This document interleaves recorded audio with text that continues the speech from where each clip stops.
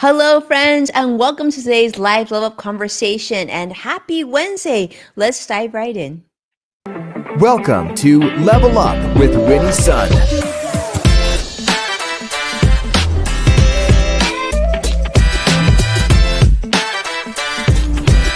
Award-winning financial pro.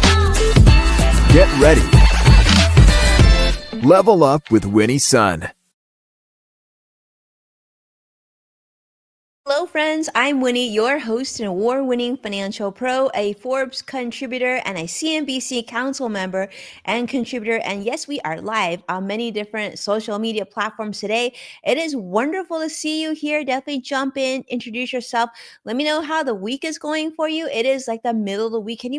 These weeks are flying by. We've got Thanksgiving next week. If you didn't know already, yes, it's going to be a busy one. And let's start and tell you how the market's doing. It's so interesting, at one moment it's red, one moment it's green. But literally, before I started jumping in here, it was red across the board. But now it looks like we're moving in a little bit of positive territory. Dow is currently up 10 points. We'll take that.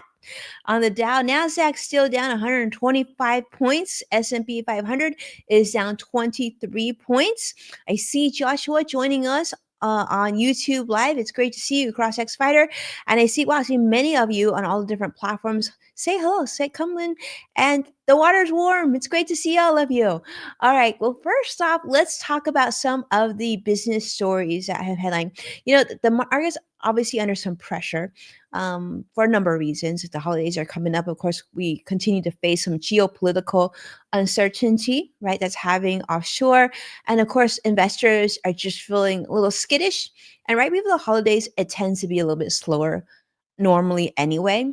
So let's talk about some of the business news that's been headlining. And one of the big stories is coming out of Target. Now, I know many of you enjoy shopping Target before the holidays. I know my kids love it, right? Especially you go in and they like to go to those first few aisles, and they have things that are less expensive and they're really fun. They like to buy them for their friends and things like that. Well, in the New York Times, there was an article by Jordan Holman talking about, unfortunately, Target has reported a 1.9% drop in sales at stores and a rise in, believe it or not, unsold inventory. It seems like a theme that we've heard on the show before, but yes, the retailer has reduced its full year profit outlook and even reversing some gains announced just 3 months ago, which does signal continuous struggles for the very popular retailer ahead of the holiday shopping season. To give you an idea, just in comparison, Walmart is very, very optimistic, and actually they're boosting their forecast. So kind of a different spiel, but also I think for those of you who've been to both stores, Walmart and Target, you would probably agree that the things they sell are somewhat different, right? Walmart certainly sells a lot more things, but Target tends to have a little bit different type of a customer base as well. Well, because of this, they're seeing that shoppers are now cutting back on those high margin items such as holiday decor, home decor, even clothing. And that they're saying that even though more people are now going to Target, but even though there's more people going into the stores, the people going into stores are actually buying less things when they shop. So this is definitely having an impact on their bottom line. They're actually experiencing more inventory buildup. So who knows? This could actually signal to better prices before the holidays for you if you're doing some end of the year holiday shopping or things that you need around the house. I don't know, but we'll see. And that's sort of one of the big stories that's trending in business news because it kind of ticks quite a few boxes, right? I know a lot of us go there to Target to buy like greeting cards and maybe holiday gift wrap and things like that. Well, we'll see how it does this year, but maybe there'll be some deals. I don't know. That's what I'm hoping for you. Hopefully for you, that means better deals. Speaking of change, I want to talk about a big thing that's been occurring on social media, and in particular X, which formerly was known as Twitter, which, as many of you know, was bought out by the one and only Elon Musk. Well, there is a competitor. It's been here for some time called Bluesky. Now, Bluesky, if you haven't heard of them before, if you're on Twitter, which is now X, you've probably been seeing a lot of Bluesky activity, meaning a lot of people sharing their Bluesky handles, telling people to go follow them on Bluesky, encouraging their friends to be on Bluesky. So, what is this Bluesky? Well, after the presidential election, Bluesky has seen a 500% surge in daily US traffic after the presidential election, as about 115,000 plus users have deactivated their accounts on X, formerly known as Twitter. And so Bluesky is sort of a place where a lot of them are gravitating to. Bluesky offers a little bit different of experience, offers personalized feeds, and also gives you the ability to create custom algorithms, which helps promote sort of a decentralized, customizable social media experience. Now, I will say that I do have a Bluesky account. I can't say that I'm that active on it, but it's probably something that I probably want to look into a little bit more just to see how people are using it, what are some of the trends there, and some of the activity there. But for me, certainly I'm much more on X, just so much more activity still continuing on X. But unlike X, Bluesky is a protocol based platform, which they say is making it billionaire proof and resistant to centralized control. They say it's very similar to sort of open source systems such as your email or Wikipedia. Now, of course, currently Bluesky has over 20 million users, so it's certainly one of the smaller social media platforms compared to X, Threads, and other social media sort of community driven um, sort of social media platforms. But this is very community driven. So Bluesky is community driven, ad free, and they're hoping to attract people who are just not happy with sort of the traditional social media platform. Now, get this. Bluesky is actually run by just 20 employees. So, as you can imagine, with only 20 employees and this many users and growing, they have faced quite a bit of technical glitches and issues during, their surge of bringing over new users. That's just part of the growing pains, they're saying.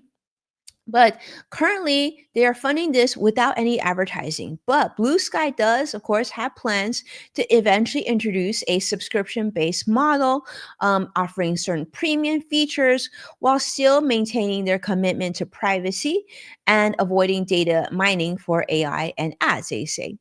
So, of course, there's other alternatives such as Meta's Threads, which are also growing. But sort of these unique platforms kind of give you an idea of sort of trends. People are just going to them. They're feeling like they don't want to be on certain platforms. They want a fresh start. And so you're seeing more of these social media platforms pop up. The question, of course, that I have is which of them will still stay in business 10, 20 years from now? Because with 20 employees, with this many millions of users, a lot of things can happen. Of course, we know that businesses tend to stay successful if there is quite a bit of not only usership, but also money to invest to develop these sort of companies. So we'll see how that goes. We'll follow that story very closely. As I learn more, I will let you know. And I see CrossX Fighter is sharing that he's actually been checking out Bluesky, and he says it feels nice there. And so I'm interested to see how you feel about that. Have you also been on Bluesky, and how has your impression been of your time there? I will say that as someone who spends a lot of time on X, which is previously Twitter, and like I definitely feel like the environment on Meta's Threads as well as Bluesky just tends to be, it feels a lot nicer. People tend to be not as aggressive, I would say.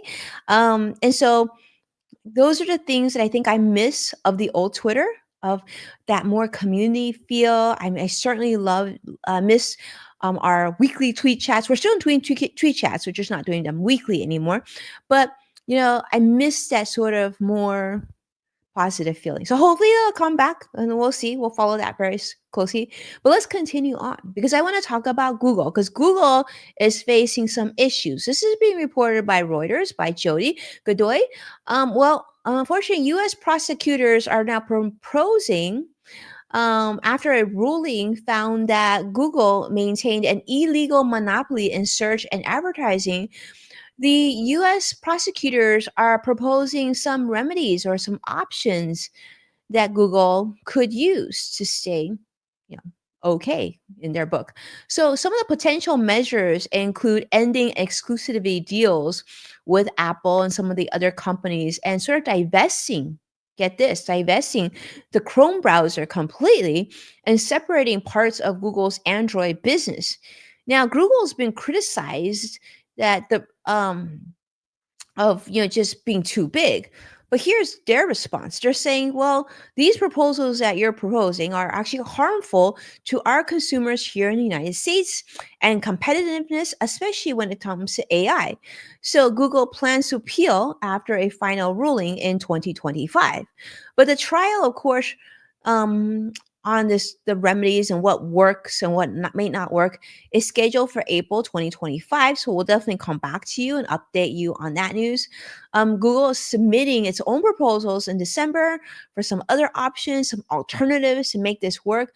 But of course, final decisions will hinge on a lot of things, including, we should know, the change in presidency in January and how that changes. But of course, competitors such as DuckDuckGo are calling for additional investigations into Google's compliance with their global tech rules, which does signal a broader challenge into Google's dominance. So, what this really means to you? Well, if you use Google's products like Chrome and Android, this could see some major shifts in the future. This could actually affect some integration and usability, but I would say don't worry about it until we know more. Of course, breaking up parts of Google could, of course, increase competition that could potentially lead to better choices, innovation in search and browser markets. But I would think that now with AI and Open AI and ChatGPT and Gemini and even X's Grok, I think that the day of sort of that monopoly in search, I think those days are limited because I don't know if you've been doing this, but I certainly find myself utilizing AI more so than typical Chrome, Google search as much as I did 6 months ago. Certainly now, if I want a quick and easy, just get the answer, ad free answer, I'll actually go to AI. So I think this could be a discussion that we're going to follow very closely on this show, and we're going to think about this and um, whether or not these rulings are actually keeping up with technology trends and consumer usability as well. All right, yes, and CrossX Fire says I missed the tweet chat too. Don't worry, tweet chats are definitely coming back. We have one coming up very very soon, and yeah, and I guess Joshua prefers Walmart. I always hear people say they either love Target or they love Walmart or they love the different experiences. I will say I do feel that Walmart slash Sam's Club, they do definitely have their technology down. So that's pretty cool. All right. Let's continue on because this next technology I think is pretty cool and I want to share this with you. Now, Stellantis, I'm gonna say it. Stellantis, let me know if I pronounced that wrong. I would love to hear from you. Stellantis is introducing brand new technology. This is being shared on The Verge this week. STLA frame platform supports battery electric internal combustion hybrid gas extending hydrogen powertrains, which showcases Stellantis' versatile approach to vehicle technology. That was a mouthful. Now, this new platform is going to be able to deliver to drivers 500 miles on battery power for vehicles such as a Ram 1500 Rev, and they're going to be extending that up to 690 miles with a gas powered range extender. That is really cool. So this supports this new high performance battery form like platform for vehicles, supports fast charging with an 800-volt system, adding about 100 miles in 10 minutes. That is really cool. As someone who drives an electric vehicle, one of the pain points is when you do have to stop and you have to charge, that can take a long time. So I really enjoy charging at home, but sometimes if you're driving long distance, especially doing a road trip, you want fast charging. That can make a real big difference. But they're saying towing is going to be up to 1,400 pounds on this platform, and they're going to carry a 2,700-pound payload. That's cool. The platform will now be used in Ram trucks and Jeep SUVs. I know a lot of you love those. And of course, there's going to be some delays in launching, like the Ram 1500 Rev, which is now, they say, slated to be about mid 2025, so middle of next year. But the STLA frame, they say, is really flexible, which means that consumers like you and I can expect different types of broader range types of vehicles, which will be tailored to different energy preferences. Now, I will say I would love to see them put a larger size minivan on one of these platforms, because one of the really popular cars, if you do any road trips, I know some of you might be doing that over Thanksgiving break, you're going to see a lot of families doing road trips. And when you're doing a road trip, as you know, it is nice to have a little bit of extra room, so a little bit more leg room. Maybe you have more luggage you're carrying, maybe you've got more snacks that you're carrying in the vehicle too. So having something with longer range and a larger vehicle with more legroom, I think that's a winning combination. So that would be my sort of recommendation for those of you who are listening, and maybe you are with this new technology working on this project. Think about what we have to say about that too, right? All right, let's continue on, because like we mentioned, next week is Thanksgiving. Can you believe it? Time is flying by this year. Well, you can't talk about Thanksgiving without talking about travel. And you can't really talk about travel these days without also mentioning the AAA. And I love what AAA does every year to give us an idea of what we can expect with holiday travel. So at the AAA, they are saying that they're projecting a record 80 million travelers for Thanksgiving 2024. So they're expecting that nearly 80 million Americans are expected to travel at least 50 miles for Thanksgiving this year. I don't know, I guess it depends on where you live, but like here in Southern California, 50 miles isn't even like going that far. I mean, it takes me 50 miles to get to see my mom, take my kids to see grandma, right?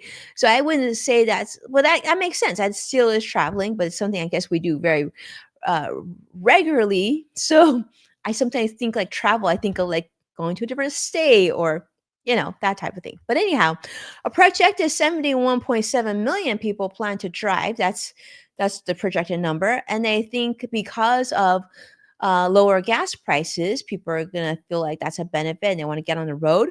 But of course, they're saying hopefully gas falls below $3 per gallon in certain areas. I doubt if that's going to happen here in Southern California. But this could be a great thing. People are going to say, instead of flying, let's just fill up the tank, let's just go. So over 5.8 million people, though, are still expected to travel. Now, that is a 2% increase from last year, but they're also projecting a 5% increase for international flights. And so Actually, no, I apologize. Actually, international flights are expected to increase by 23%. And the reason that is because travel prices on air are going to be dropping about 5% on average. So to give you an idea, the worst days to travel are going to be, of course, Tuesday and Wednesday afternoon before Thanksgiving, while Thanksgiving Day itself will actually be the lightest travel. So if you're able to travel on Thanksgiving Day, you have that flexibility. That might be a way to, reduce some of the travel stresses that you might have. And of course, to give you an idea of the busiest return date, that's going to be Sunday and Monday. Expect heavy congestion. So no surprise there. And of course, really popular destinations this year continue to be the places that are warm, right? It's the holidays. So places like where I'm here in California, Hawaii, Florida, as well as Europe and the Caribbean. Those are some really popular places international wise. But yeah, what this means for you though, I want to share with this. What this means for you is you want to sort of keep your travel apps updated, avoid peak travel times to reduce delays, especially in busy city areas like New York, LA, Boston, places like that. And of course, take advantage of saving on gas. Look for places that let you save, a little bit money. Maybe you're using fuel points. But if you are driving to a destination you're not as familiar with, you can even download an app like Gas Buddy. And actually, I like it. And it helps you sort of wherever you are, find the cheapest gas station at wherever you are. And then if it's usually like 2 or 3 miles away, you can just drive and save a little bit of money. But whatever you do, whether you're flying, you're driving, just keep your patience because we're preparing for record numbers of travelers, and that definitely translates to potential delays as well. Okay. But with that, let's continue because there is so much going on even outside of travel that I want to make sure that I have on your radar. Now, I don't know if you read about this in the news, but it's a big one. For those of you who maybe have carrots in your refrigerator, you definitely want to tune into this. CNN San Tupper is reporting an E. coli outbreak linked to carrots. And this is something that's hit people in over 18 states already. So this outbreak is tied to Grimway Farms organic carrots, and it's actually led to one person passing away, 15 hospitalizations, and illnesses, like I mentioned, across 18 different states. Now, these contaminated carrots were sold under brands like Bunny Love, Kroger, Target, Trader Joe's, Walmart, Publix, Wegmans, and even at Whole Foods. So if you have organic carrots in your refrigerator, you are being advised to discard these products and, of course, clean any surfaces that they come in contact with. Now, this strain of E. coli, which is O121, produces a pretty icky Shiga toxin, which can cause severe symptoms. Diarrhea, stomach cramps, all sorts of icky, terrible things. So you definitely don't want to chance it. I mean, if you're worried about it, just prepare, get rid of it, or make sure everything's nice and clean. Now, if you're wondering where this came from, this E. coli, they're saying, well, with organic farming methods, there are ways to treat compost or manure. And sometimes if it's left and it hasn't been treated properly or it has been managed properly, it can contribute to outbreaks. So that could be a thing. But no matter what, regardless of it's carrots or anything else, a good thing to do is, of course, to wash your produce thoroughly. And if label says it's pre-wash, experts still recommend that you wash it anyway, just to avoid any cross-contamination. Make sure you clean your hands, your utensils, your surfaces after handling any sort of raw vegetables. But yeah, so people are saying that those who survive this, unfortunately, they have a lot of they're still very uncomfortable. They're very tired. So just make sure you do that. So what this means for you, of course, just to check and discard. See if you have any of these organic carrots in your refrigerator, verify their origin, and just, better safe than sorry. And of course, going forward, make sure to wash everything really, really carefully, especially before the holidays. All right. And let us continue because there's another one that I want to make sure to put on your radar. I know a lot of families use this product, and that is Tom's of Maine toothpaste. Yes, because this is being shared on NBC News. Okay. FDA has inspected and uncovered Tom's of Maine. Sanford, Maine facility has revealed bacteria contaminated water and black mold-like substances in toothpaste production areas. Not a good thing. So they found this bacteria, okay, and they found it in water that was used for toothpaste. And they're also finding other types of things that you don't want in your toothpaste in a batch of their Wicked Cool anti-cavity toothpaste. So if you have Wicked Cool anti-cavity toothpaste and it was purchased recently, probably something to pay attention to. So they said that despite these findings, contaminated products were released after retests, with the company attributing contamination to sample errors. So the FDA is reporting unsanitary conditions, including mold near equipment and some powder residue in trays, which then highlights to the product safety. Now, I don't know about you, but I'm really glad we have the FDA because they were able to find this. And of course, we need regulatory agencies like this to keep us safe. So the FDA has demanded now a comprehensive remediation plan from Tom's of Maine. And of course, they're requiring them to upgrade their water system, and they want even stricter microbial monitoring and a review of all their contamination risk, which I think we would all agree is a very good thing. So they said that they are collaborating with the FDA. They're going to really make progress here. But until they do, just be on the lookout. If you see anything weird in your toothpaste, probably something to be mindful of, and maybe again discard and buy new toothpaste or something. So until they complete all these upgrades, you just want to be really, really careful. And if we hear that they did this, or if you hear that, let us know. And so that we can update everyone and let everybody know, stay safe, right? Especially before the holidays. And with that, let's take a look. The Dow is currently up. Wow, look at that. What a change. Maybe they liked our show. The Dow is up 129 points. Awesome. NASDAQ has improved some, down 63 points currently. S&P 500 is still down about 7 points. So we've got about 15 minutes left before the market closes today. But I want to thank you so much for being a part of today's show and being part of our Level Up community. Do me a favor, hit that like button and subscribe to stay updated on all the latest content. Of course, if you want to watch past full episodes of Level Up with Winnie Sun, definitely check out NASDAQ, Amazon Fire, Samsung, LG, Roku, and many other platforms. And of course, when sharing an episode online, thank you so much for tagging at Winnie Sun. I've been seeing them. Thank you, Carla. Thank you, Joshua. Thank you, Sadiq. There were so many. Peter. Oh, Stephanie as well. Thank you so much for doing that. Really appreciate you doing so. And of course, to listen to Yes Factor on your next road trip, Yes Factor with Winnie Sun, you can check out Apple Podcasts, Spotify, wherever you tune in. With that, have a beautiful day, and I'll see you again very soon. Take care now. Bye bye.